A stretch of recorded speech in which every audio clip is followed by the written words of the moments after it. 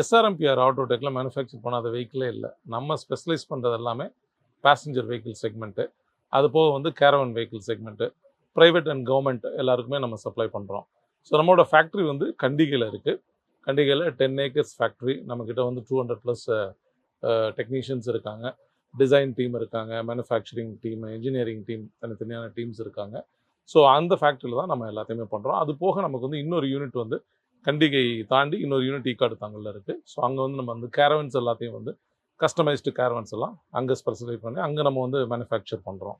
So வழக்கமாக vehicles பாடி பில்டிங்னாவே லாரினா பார்த்தீங்கன்னா நாமக்கல், அதே போல் பஸ்ஸஸ்னால் பார்த்தீங்கன்னா பஸ் கோச் எல்லாமே வந்து கரூரில் சொல்லுவாங்க.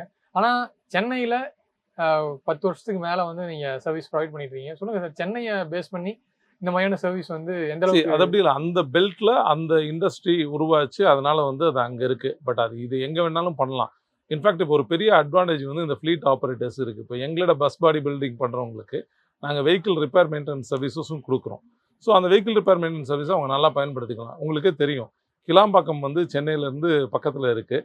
கிளாம்பாக்கத்துலேருந்து நாங்கள் வந்து வண்டலூர் தாண்டி கண்டிகையில் இருக்கோம். ஸோ இப்போ வந்து ரிப்பேர் அண்ட் மெயின்டெனன்ஸ் சர்வீசஸ்னால் எங்கிட்ட கொண்டு வந்து விட்றதெல்லாம் ஈஸி.